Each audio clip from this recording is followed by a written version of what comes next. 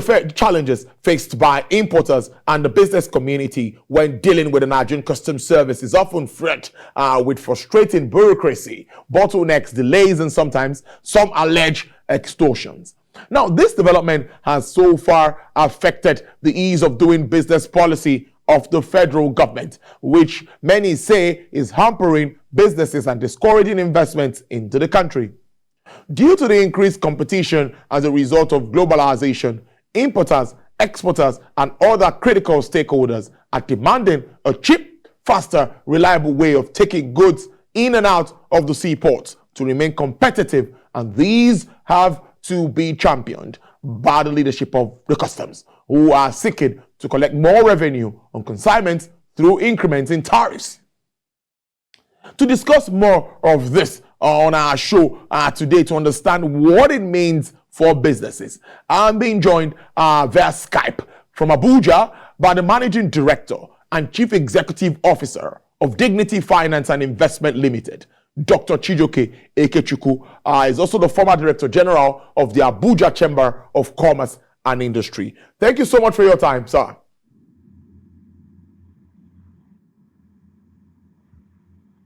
Good afternoon, Dr. Ikechukwu. Good afternoon, Tolu. It's my pleasure to be here again. Thank you so much. Now, I'd like you to give us a practical experience of maybe what you've heard or what you've seen about business persons trying to clear their goods from the ports. What are the challenges? What are the feelers you were hearing? Maybe when you were at the chambers and, of course, with the entire business community. What has been the experience? We have stories also here, but let's hear from you. Yeah, to do business in Nigeria is probably one of the toughest places to do business in. Because many times you see different government policies working against themselves. In one hand, government is trying to improve the business climate of Nigeria, and in another situation, policies are working against that policy of wanting to improve the business climate. It's just like approbating and reprobating at the same time. You cannot use one hand to say, okay, I want to improve on one thing, and then another policy will just also want to distort that which you want to engage or which you want to improve in your policy. That's actually what has happened. And so when customs said they were going to come down from the old version of ECOWAS common external tariff, and go to the new one, in order for them to actually doing that, they reduced the import duties from 35% to 20%. People celebrated it, and people said this is a welcome development. And of course, coming now to say the NSC levy of 15% is just almost like I called it before, approbating and reprobating. So what they have done is just to make the climate so difficult to do business, and of course creating better and bigger business for our neighboring African countries to still continue to clear vehicles that are actually meant for Nigeria, and of course increase smuggling, which has been the bane of our situation. So if you make it difficult for people to import through our ports by increasing one thing or the other, all what you're trying to do is just to make the business climate so tough for those people who are in clearing and so tough for people who are bringing in such vehicles and who are importing them. And of course, we understand why they want to do that, because they want to also generate more money, because they have a target to meet. But that is not, all the policies should be geared towards achieving the same purpose and objective. But the ones we have in Nigeria are not achieving the same, because they are working against themselves, and the conflicting policies that we have. Very good way to start this discussion. Now, I want to be a little practical here, Dr. Ikechukwu.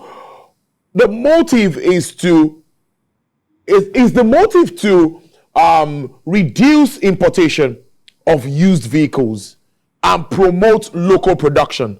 That's an argument on one side. And some will say that government is really not creating that enabling environment for local manufacturers.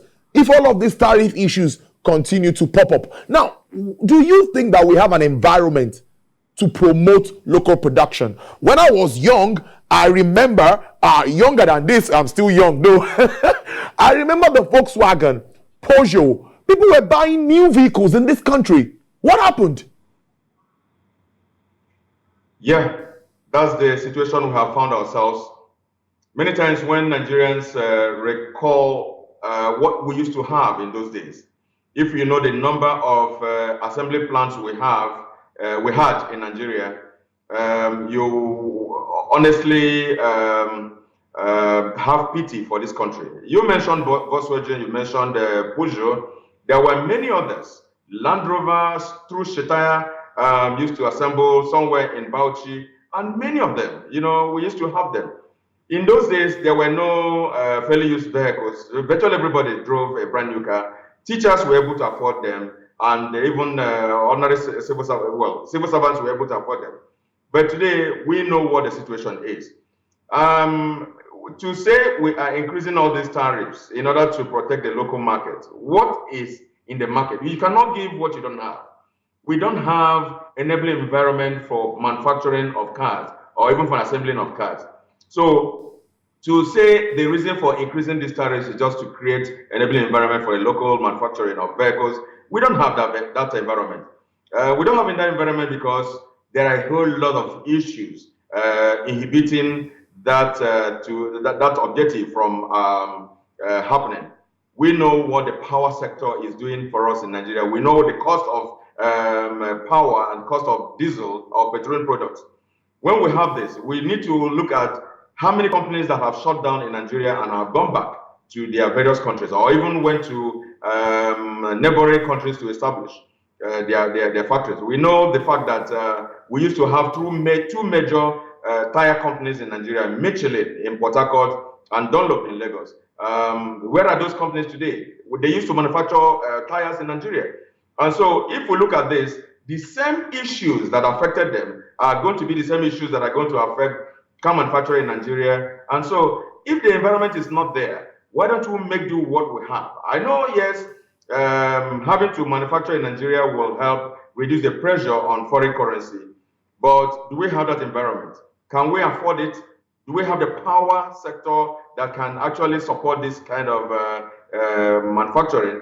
And so those are the problems we have. The environment is not there for business to be able to manufacture locally. That's why we need to allow the importation of whether fairly used vehicles or brand new vehicles to happen without having to charge so much tariff or levies, as they may be called. So we need to actually reduce the pressure on Nigerians by pulling down the tariffs as they have been mentioned.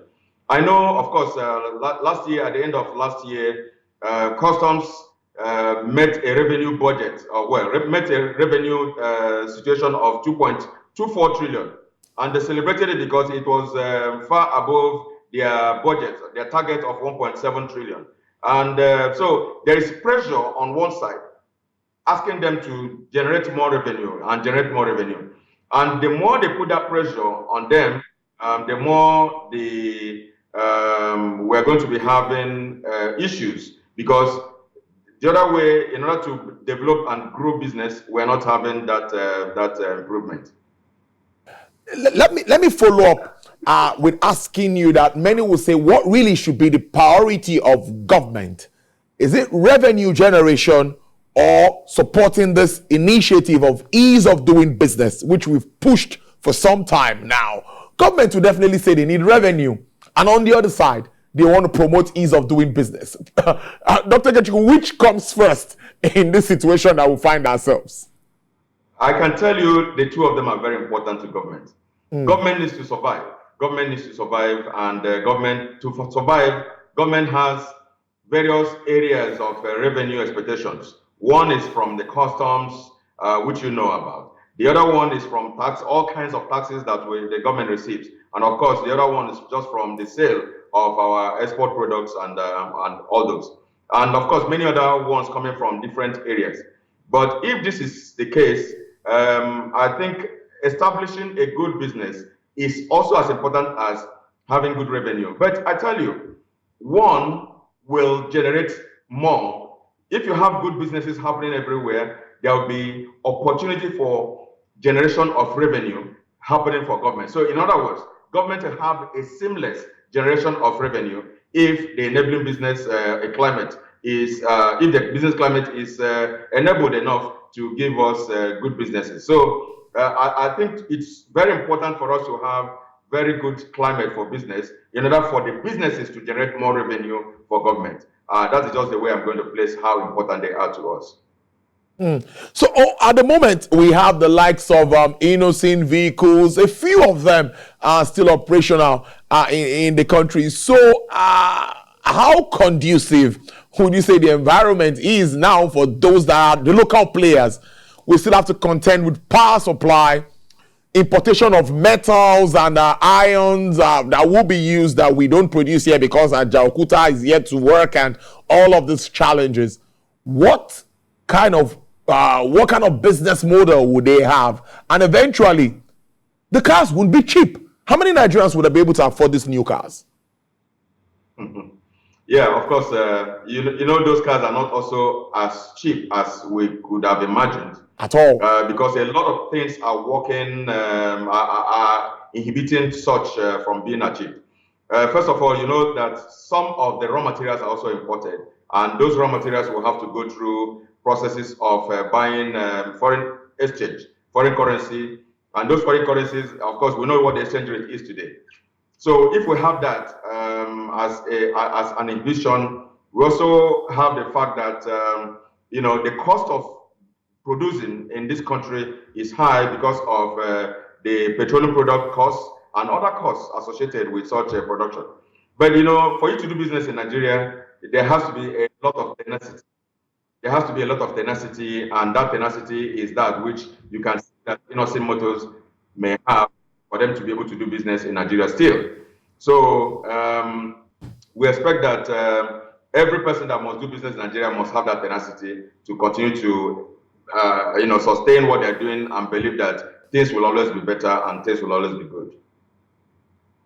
Okay, so let's move on now.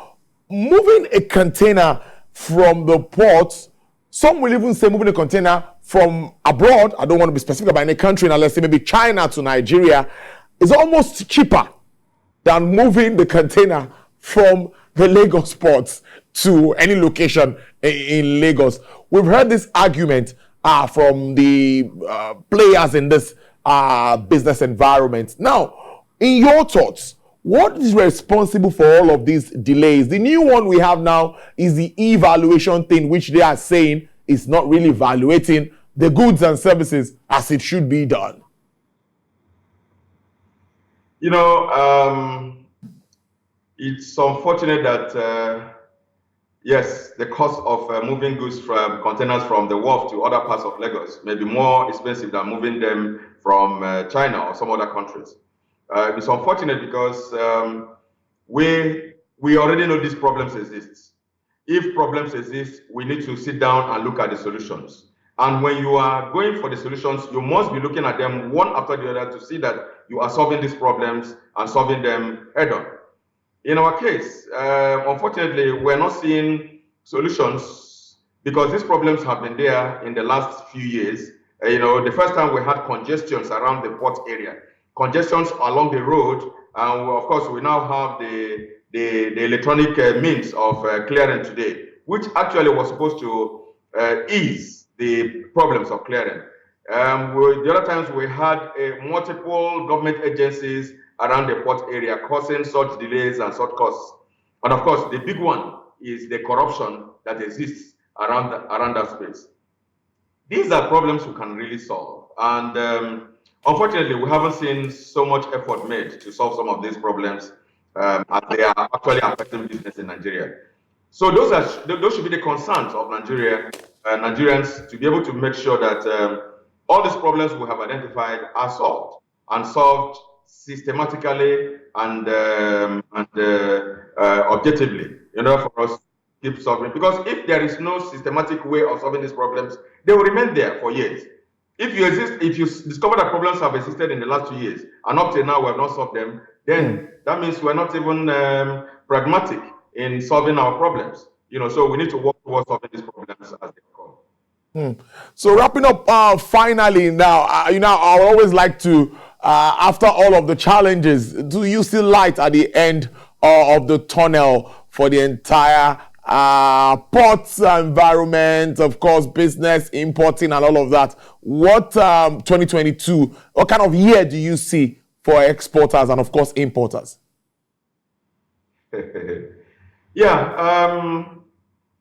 Once we have the will, the political will, and we have that will expressly determined, we can solve any problem. Any government should have enough political will to solve the problems, because a chain is as strong as its weakest link. Once there's a particular problem existing in a particular sector and affecting the business climate in Nigeria, that is how weak we are. So we cannot be good in one area. Probably we are good in ICT or technology, and we come to clearing ordinary goods from our ports, and we're having problems in that area. Then that is how weak we are, or probably how strong we are. So what we need to do is just to have a very strong political will to solve these problems and put actually a round peg in a round hole, or a square peg in a square hole. Then we have this problem solved. Those are the things that we need to do, and the solutions are there. It's just for us to have the determination to solve them, and that's just my take in this area. All right, brilliant conversation there. I've been speaking to the Managing Director, Chief Executive Officer of our Dignity Finance and Investment Limited, our own Dr. Chijioke Ikechukwu. Thank you so much for your time, and do enjoy the rest of your day at work. Thank you very much, Tolu. Thanks. My pleasure.